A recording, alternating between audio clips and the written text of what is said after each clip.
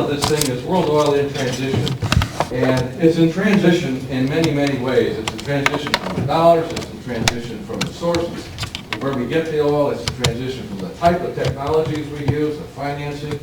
It's changed, the places that we're getting oil is evolving. So there's, and the impact on the world is quite significant. Now, I do want to mention on here that I don't know how many of you read the title or the abstract for the talk, but for those of you who read the first line in the abstract over there, I want to thank you for coming. The first line of the abstract says, "The world is not running out of oil." And Wayne saw that, he said, "Bishop, do you really think you need to tell these people that?" So, there we go. There we go. Thank you. So, this transition, it's going to be about supply, and it's also going to be about pricing and what the supply is doing in interacting with price in here. Now, this is the conventional supply-demand curve, and this is the Goldilocks point where the two meet, and it's been around for hundreds of years now, and it's a very, very effective kind of a concept. The problem is that it looks more like this in a volatile market, and that's what we have now, is a very volatile market. You can kind of think about this as the negotiation that goes on when you're buying a car, or if you're buying a house. There's not a one-to-one interreaction between supply and the price on there. So this is what happens on here. Right now, there's a fairly good correlation because the price has gone lower, the demand has actually increased. So that part of it works. But the other thing about it, the price is going down, but the supply is also going up too. So that part of it really doesn't work so well. So how is all this stuff working on there? Supply and demand are really fundamental, but it's not clear what is going on with them. So we're going to look first on supply. This is probably the most useful diagram in terms of our careers and recent careers on the history of the oil business. This is production on here from starting about 65 up to the present day.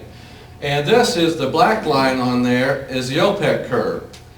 And some of us remember this decline back in the 80s over here. I was there. And that decline was about 15 million barrels a day. And it was what had happened was that the price of oil on the green curve over here had gone up. And so the response was just like supply demand says. The price goes up, the demand goes down.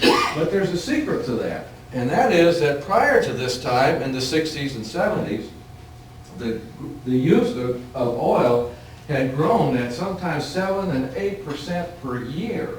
And most of that was in the United States. And quite frankly, we were profligate in the way we used oil. It was $3 a barrel, and we just used it without regard to efficiency and economy. I remember one of the places we were driving by, there was a government airfield out there, and they had announced on they had this great big hangar for 2 blimps. This thing would hold it was winter time, and the government announced how much they were going to save tens of thousands of dollars. What they were going to do in the winter time was close the doors to stop heating the thing. Now that's how profligate we were in the use of oil. The other thing that's changed since that time is the value of oil. You don't see too much of this. But since this time in here, the value of oil has more than doubled. So, and by the value of oil, you can think of it just in the efficiency of your car. If your car gets twice as much mileage on there, or if your truck in your business gets twice as much mileage, you can do twice as much work. So it's the value to you has greatly increased. And this is true, but this is the ratio I'm talking about between the GDP per barrel. Now, let's look at supply in here. I'm talking about, I'll mix these markets and supplies on here, but look at this period on here. This 15 million barrels a day, those wells were shut in. They were not plugged and abandoned. So for the next 15 years over here, from 85 up to about here, how did OPEC add new oil? It was free. They just turned the valve. And eventually, around 2000, they ran out of valves. So, this is a period on here, which I'm going to describe later as we go along, as extremely supply dominated. There was low cost supply and there was lots of it. It's hard to beat free oil. Now the other thing that happened here, this is the OPEC, the non-OPEC curve in the purple. And you'll see it just climbs right along, and then about the same time in late 90s, early 2000s on here, this curve flattens and even declines a bit. And some people at that point said the world is running out of oil. We had a lot of Scientific American papers and things like that we're running out of oil. And that actually is the reason for that first line in the abstract, because we're not going to run out of oil. But what does happen in here? This flattening of the non-OPEC supply on here is occurring in spite of a very significant increase in price. So why doesn't the non-OPEC world respond to increased production with that? And the reason is because the supply is changing, because we have to get it from, it's more and more difficult to get it from the places that we have available in here. Now, the fact that we're not running out of oil, don't try to read the numbers on here, but think of 500 to 600 billion barrels. And that's what all these numbers kind of revolve around. But if you look at the different sources on here, from conventional and approved developed, for the growth to known, reserve growth, discovered undeveloped, undiscovered, shale in here, and heavy oil, all these resources out there, each one of them is good for 500 to 700 billion barrels of oil. There's a lot of oil out there, but it's commercial only because of new technologies. Higher prices are required to get this oil out. Now let's look a little back at this mixture that we have today. This is looking back here in the 60s through the mid-90s on here. And it shows the mid-90s because that was kind of the birth of deep water oil. But since that time over here, we've had this slow increase on here of high-cost oil. So now what we're having down here is we have low-cost oil and high-cost oil. So when we talk about a transition of supplies on here, this one was dominated by low-cost supply, and this one is a mixture in there of low and high-cost supply of oil. So, what do I mean by high-cost oil? Now these numbers are not AFE kind of numbers, but they're kind of numbers that I get out of the journals and things like that, out of our news cast. Basically, 1 million barrels of oil is our unit on this thing. What does it cost to add 1 million barrels a day? And it costs about $25 billion in the Middle East.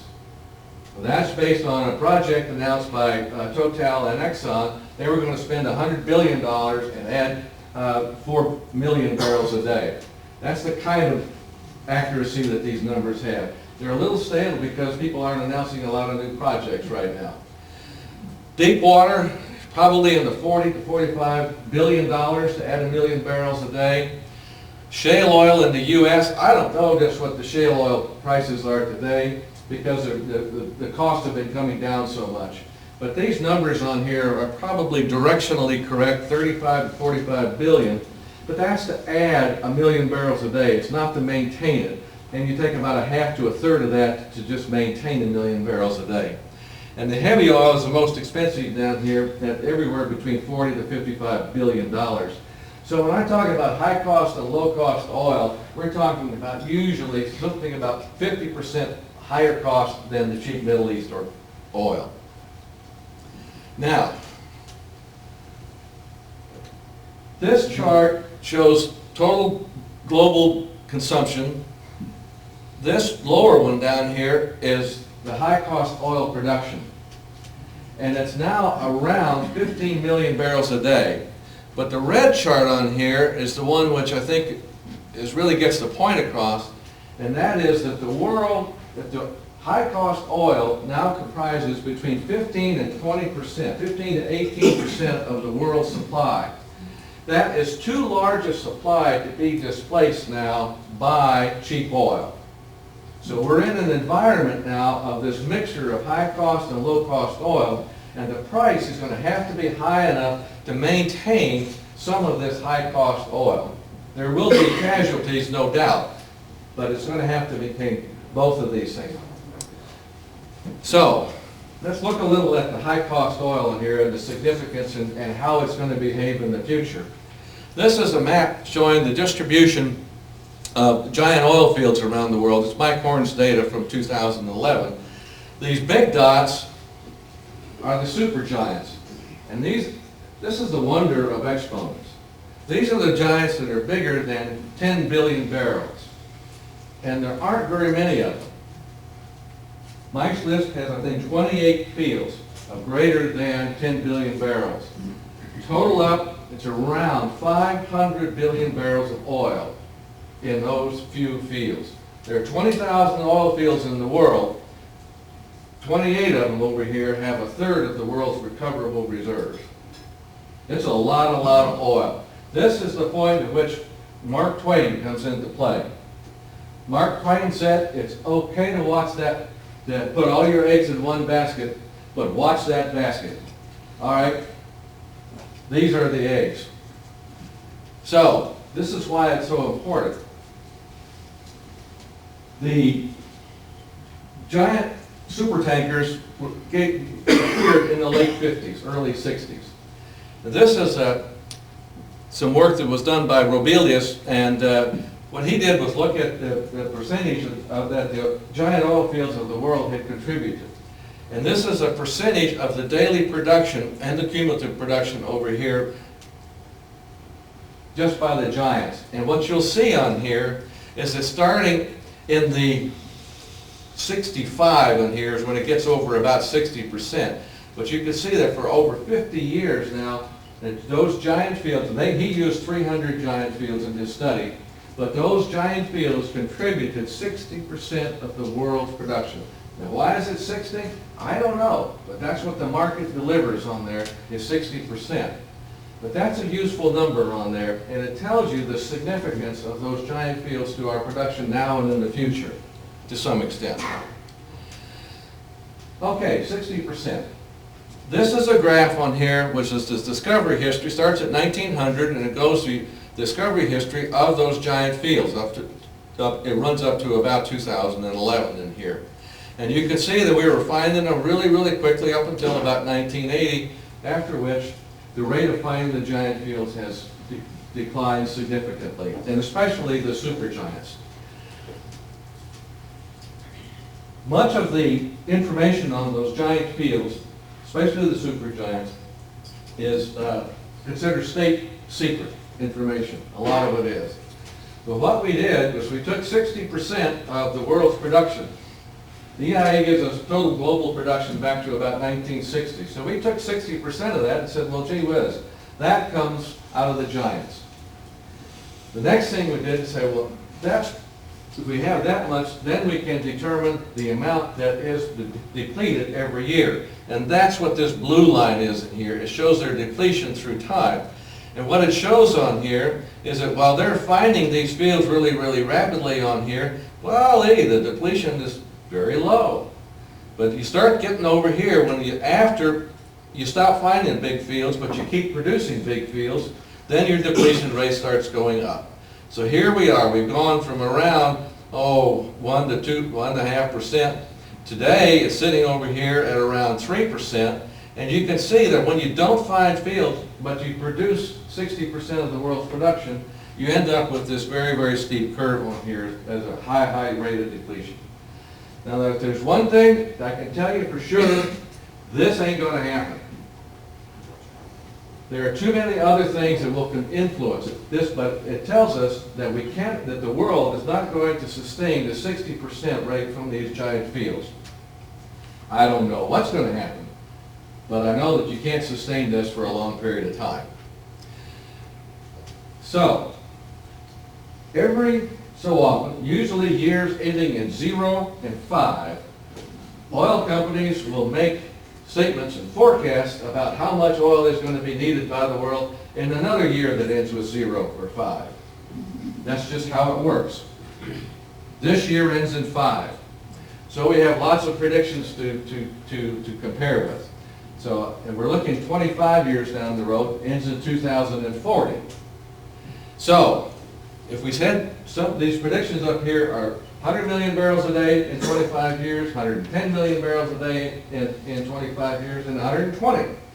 And these straight lines on here say, well, gee whiz, if we're going to produce that much out, then how much do we have to add every year in order to meet that expectation? And if we start in here at 100 million barrels a day by 2040, we have to have around 4.5 million barrels a day now, and we have to have around 5 million barrels a day in 2040. If we're going to do to 120 million barrels a day, we have to add around 5.5 million barrels a day and end up at 6.5 to 7 million barrels a day. The problem with this is this line, and that's the depletion starting of the giant fields. So when we're adding on here, you're going to have to see a depletion decline on here for the super giant fields in here, and that's going to start in about 10 years. It's not going to happen immediately. It's not going to help our current oil price problem on here, but for the longer term on here, you can see the long-term oil is a good bet. Okay, we've all seen glut. How big is a glut? I don't know how big a glut is, but I read it all the time in the newspapers, but I don't know what it is. Remember the 15 million barrels a day that OPEC had back in the mid-80s?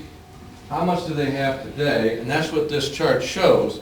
And this is basically Saudi. There's very few others that have any surplus. But basically Saudi is supposedly has about 2 million barrels a day excess capacity that is shut in.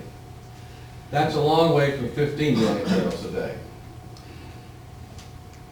And so how are we doing here with respect to supply versus consumption, and how's that delta? Let's look at the globe now, the world. And this is a plot from 2010 up to today. The green ones on here are basically the delta between production and consumption. And what you'll notice on here is that today we're getting higher. And how much is that? Well, that is about 2 million barrels a day. Now, one of the things that I've noticed in looking at these kinds of data is that these numbers in terms of their production data are not accurate to very many decimal places. Now, I want you to keep in mind 2 million barrels a day, because if you take a year's worth of production, 2 million barrels a day, and you add it up, that's about 700 million barrels extra. And where is that oil? So we'll look around and we'll see if we can find it. This one place is a bottleneck that we have here in the States. And this graph on here shows the imports by crude quality. This is 2007 and this is today. Keep your eye on the orange part of the graph, because here we have high quality oil over here.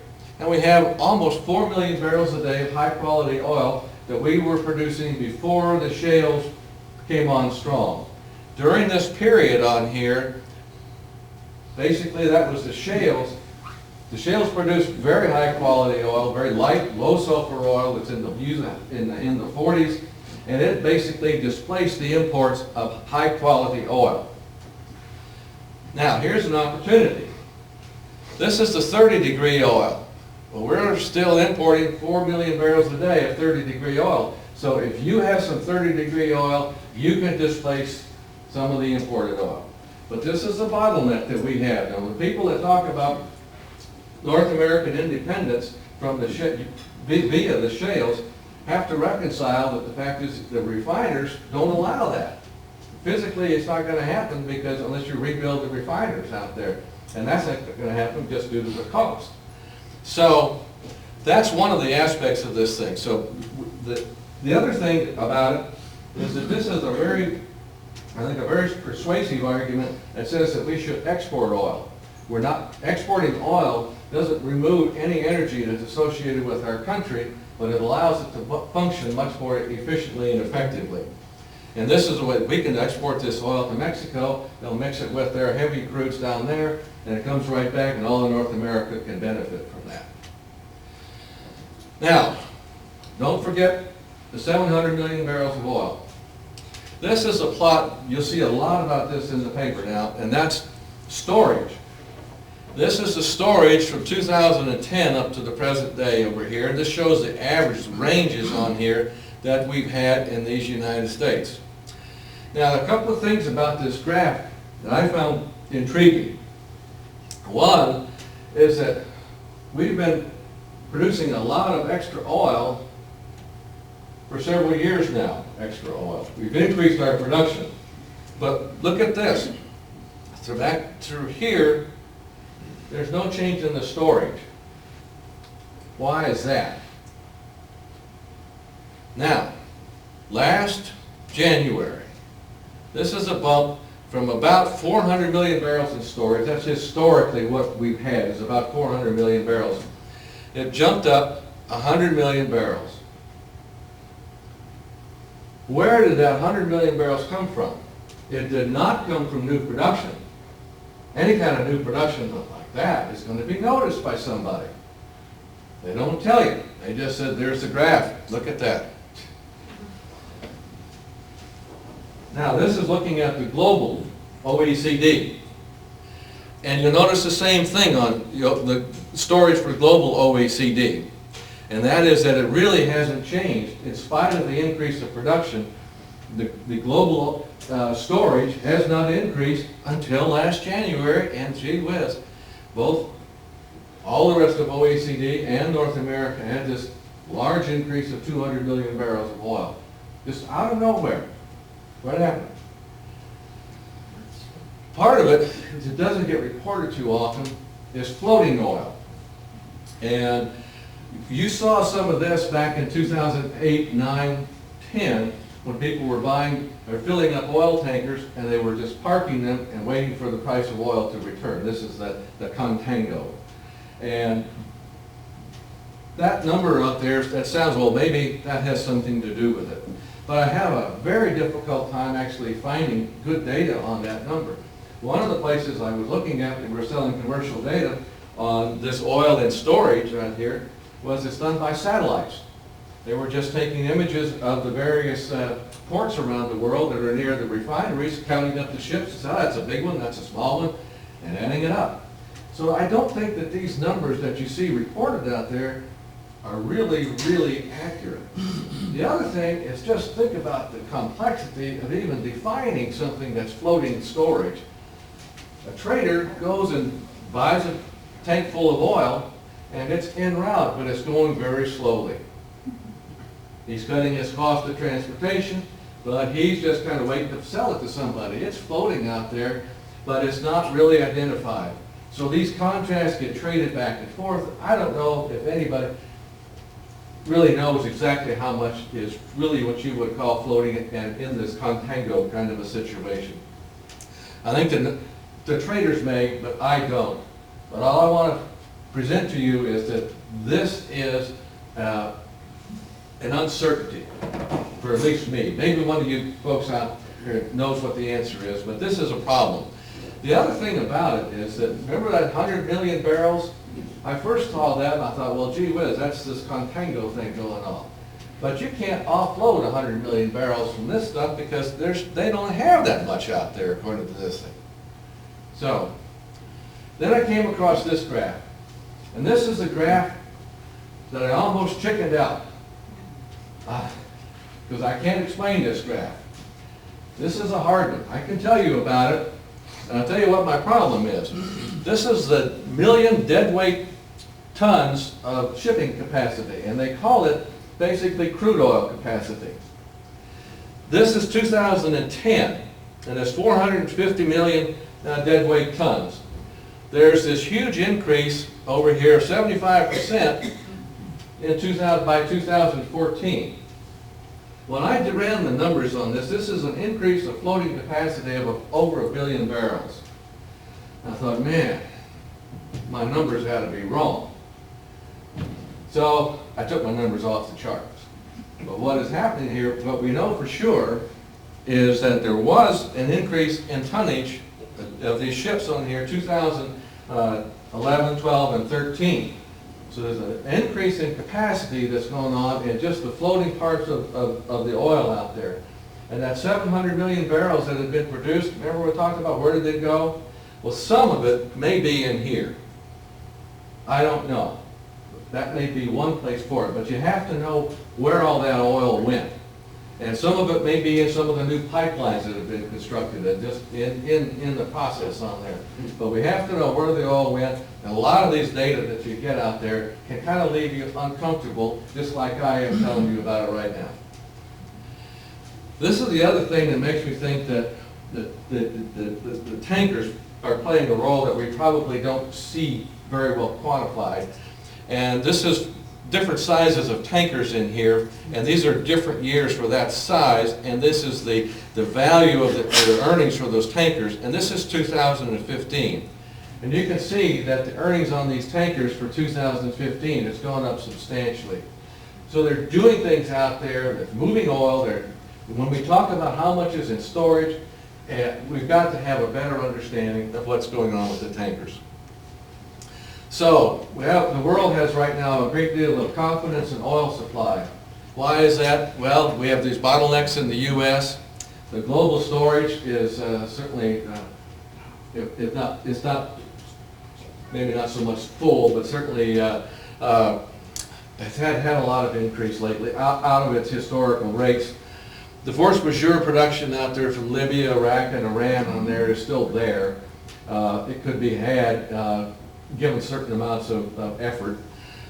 There's also a high confidence in this large global resource. We've had a lot of studies over the past several years, and so people gain confidence, especially with the new technologies that we have, that these things can be brought online efficiently and effectively. So, this title, or this part on it is speculation. I want you to remember that word speculation on the surplus, because that's what we do with it. Now, when we talk about decline, most of us think about a normal decline like this. It may have a little plateau over here, but most of us think of decline as something like that.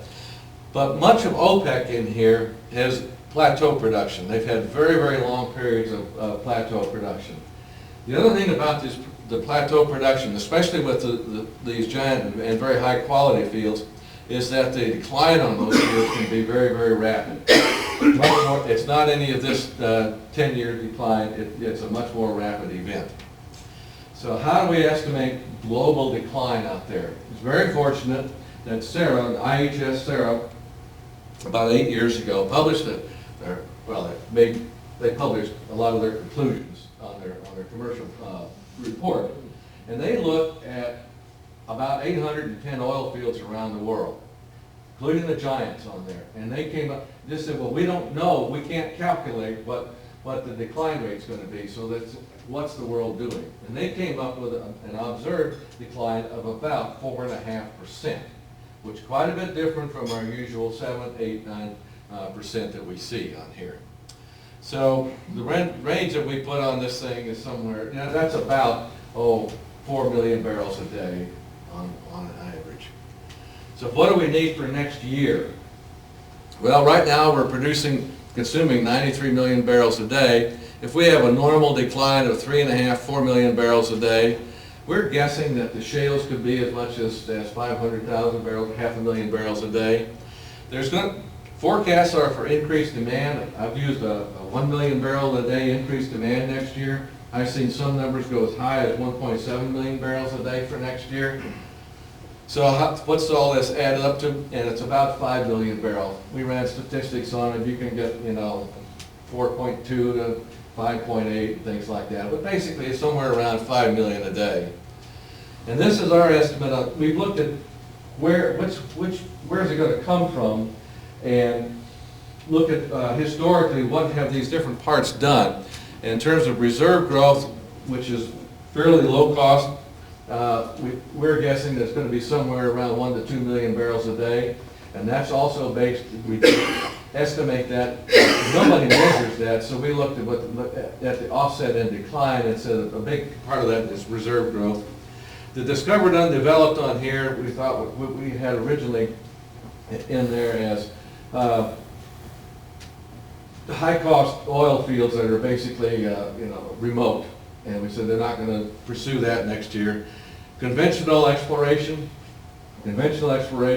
has not been finding the 10 billion barrels a day lately. It's been finding much more around 8, 7 billion barrels a year. And so we estimated we would probably get maybe 500,000 barrels a day production out of that, if that. Deep water, we really didn't change. There's so much inertia associated with the high investments associated with deep water. These estimates on deep water are based on historically what have we been able to add. If you look at where Angola started, how much was it adding each year, what are the projections in Brazil, and just look at what the industry has been able to do. This is the historical ranges that we have seen on there for deep water. The unconventionals, we said that the shales would not add any new production on there, but the completions might. These three, I don't know how many are out there, but I've seen numbers like 3,000 and 4,000 drilled but uncompleted wells. That could perhaps add 500,000 barrels, and we are really blind when it comes to estimating that part of it. And the heavy oil, there will be no new additions in heavy oil based on what we see from Canada. They will finish the projects that are going on up there, but some of the other projects are underwater and are going off. So it's kind of nothing significant.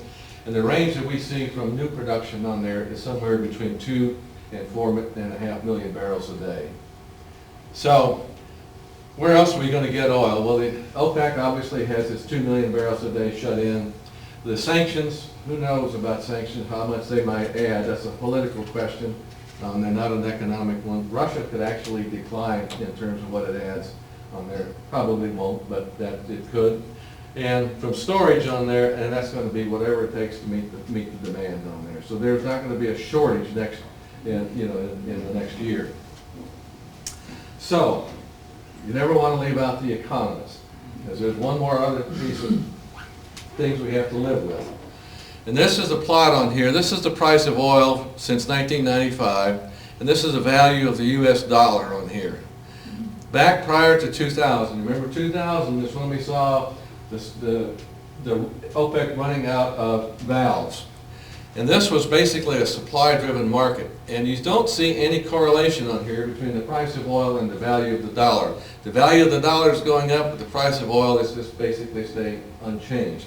Starting around the turn of the century at 2000 on here, going from here over to there, there's a long-term increase in the price of oil and a long-term decline correlation on there in the value of the dollar. More recently, the price of oil has been doing this and the value of the dollar has been going up. And this is a tight market. This is different from the supply-driven market. So when the economists are telling us that the value of the dollar drives the price of oil, it's partly true. And it is significant in there, but it's part of all these things that you have to keep in mind in terms of what's the price of oil going to be. So, in summary on there, why is this not like 86? It's truly, truly different from 86. One is demand is increasing next year. In 86, it was falling. In supply, we have additions of low-cost supply cannot displace high-cost supply. That's our belief. Because the volumes out there, there's no way that the low-cost supply is going to be able to replace 15 million barrels a day of the higher-cost supply oil. That's necessary to meet global demand. Normal depletion up here is significant to 3 to 4 million barrels a day, maybe higher, 4 plus.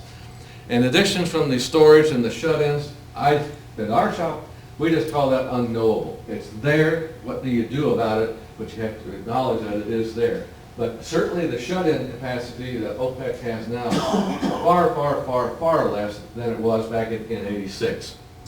And the price. We feel that the price is going to support both the high-cost and the low-cost oil in there. It's not going to be driven by low-cost supply. The price is going to be increasingly sensitive to economics and cost and politics. In the 86 case, one thing dominated the whole room, and that was low cost of supply. Today, we have multiple variables, all of which can significantly affect what the price of oil is going to be. And finally, this high cost the high-cost operators are going to have become much more efficient. And what that's going to do is it's going to lower the higher cost of oil. So the lowest cost of the high-cost producers is going to set the price of oil. So when we go back to a higher range that has both high cost and low cost mixed in it, the high cost oil is going to be the lowest of the high cost oil. So what we have tried to do here is to give you some information. Making forecasts, I don't think is what you really need, but we hope to give you some information that helps you clarify what you read in the newspapers and not believe everything that you read. So that was our message, and so we thank you very much. And so, actually, I was told to put this in there, but this is my favorite slide.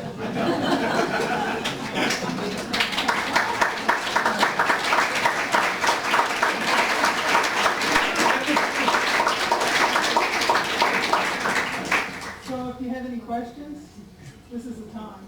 No hard ones, Richard. You have one graph that shows in the United States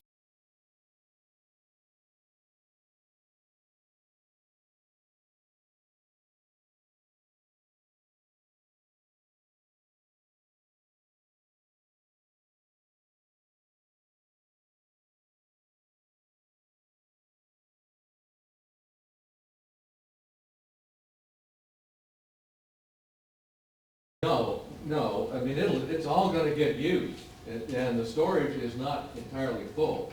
But what was so different was the change in the value. Basically, what the refiners are trying to do is to keep the amount of storage low, because things that are in storage don't make them any money. So what happens is that we increase the tankerage into the storage units, because we've increased consumption, but the storage has stayed constant. So the refiners are running through. I thought the storage increased. No, the amount in storage increased. In January of this year, the amount in storage increased, but the storage capacity is staying the same. But the historical is that yellow line on there. And what it shows on there is that for all these years on there of increased oil consumption and increased oil production in the U.S., the storage amount was staying constant until last January. And then we had this 100 million barrels kind of come out of nowhere. And I assume, my interpretation is that it was floating storage. I don't know where else you're going to get it. But the thing about the storage numbers is that you hear so much about them, but they really haven't changed until January of this year. And they keep it low as they can just to keep their costs down. They don't want to tie up all their money in excess storage capacity or oil in storage. That they want to do is to keep that as low as possible and just-in-time delivery if they could. So that's what that number is. Sorry, I've seen one over here. Yeah, on this one, that oil in storage, there's always been oil floating on the seas in tankers. And if you would have gone back prior to last year and you'd have counted that, would that just raise the whole thing a little bit? Well, but there's oil in storage and there's oil in transit. And there's a difference between a tanker that's going from the supplier directly into the refiner and one who is waiting around until prices get better. And that's the group of what's so hard to quantify. But they said this, I don't, like you said, it's hard to count, but people have talked about this has been happening for the last 3 or 4 years. Yeah, well, that's one of these tankers, it's all that construction on there, but I don't know how much. That's what it is. If it's, how much, 100 million barrels? No, the tanker's capacity has increased substantially more than that. Well, the world uses 85 to 95 million barrels a day. Well, that's a good point. I meant to mention that because the fact is that these surpluses are a very small percentage of our daily consumption.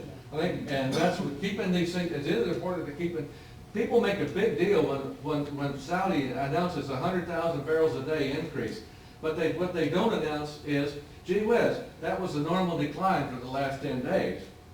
So keeping these numbers in perspective is what we're trying to do with these things. Will? This is just in transit mostly, but do rail cars play into this? Because we've gone from something like 3,000 cars a few years ago to 300,000 cars now. Yeah, well, they're actually going somewhere. But They ain't enough siding to sit around. but I've seen a lot of them sitting on the siding. Yeah. They just go slowly. No, this is supposed to be just the floating. I understand, but is this a piece that's not part of your calculation? Yeah, and when you start adding it all up, especially the new pipelines and so forth, there are a lot of places to hide a lot of oil. But the numbers that you get on there are pretty dicey. Way back in the room, Yeah, hey, John Jordan, you know, where I work, that for the last year or so, they've been talking about, there was a bottleneck in Cushing, which is where the storage is, and that was causing an increase in storage that was not normal, and that may be what you're seeing there. I'm not an expert, but I just remember people have been talking about that for quite some time now. well, it's been, it's talking, we've had bottlenecks, particularly in the Midwest, and we saw big price changes on there, but the total amount that we have in storage on there has been fairly stable on that whole time on there. Right, all the way up until And recently. it's still the 100 million barrels is kind of a mystery. Now, way back in the room, the guy in the black shirt had his hand up a while ago, so. So I have a question, actually, because I'm wondering about China, because I understand China's been increasing its reserve capacity, okay, storage capacity, Yeah. okay?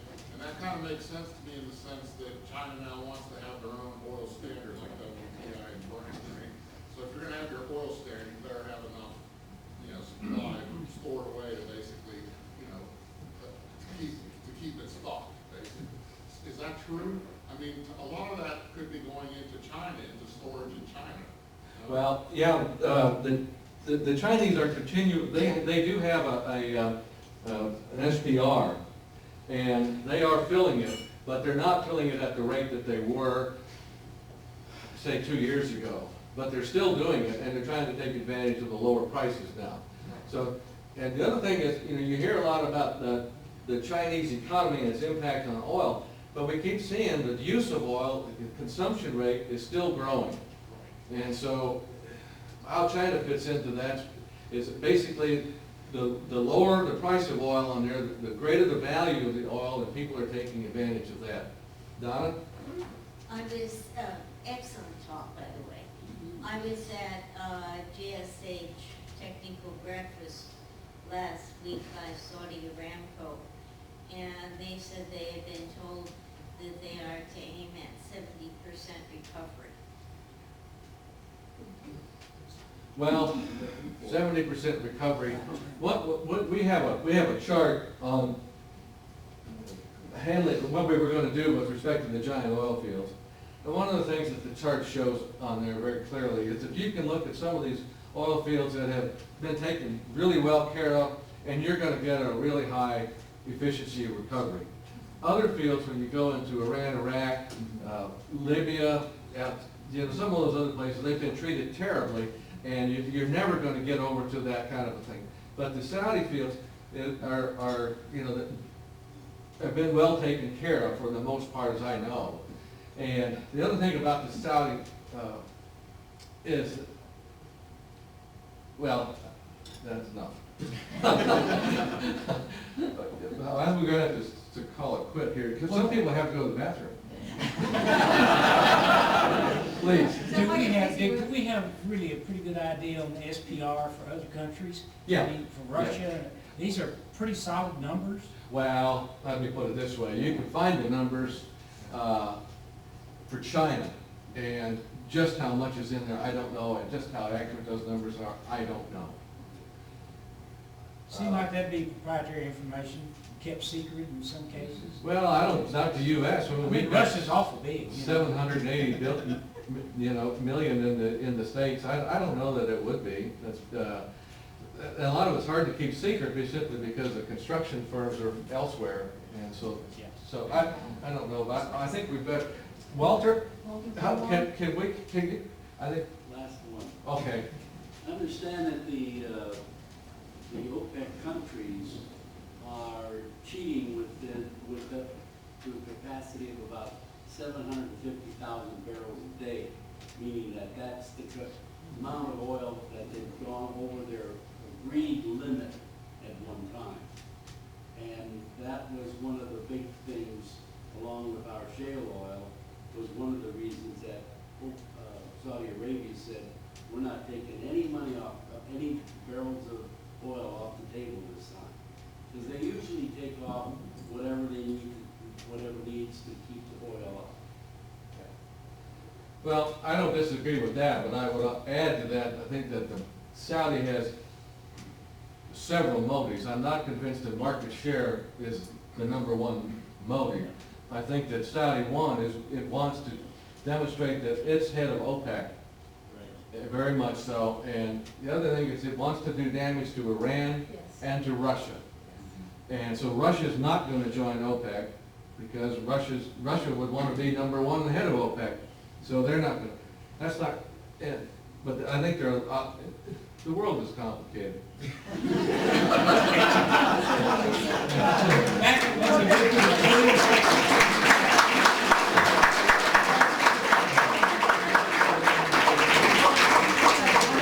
know we all enjoyed that. You have two rocks here. There's two rocks. In the shape of Texas, they're nice pieces of hard limestone. Bookends. Well, one goes to Wayne.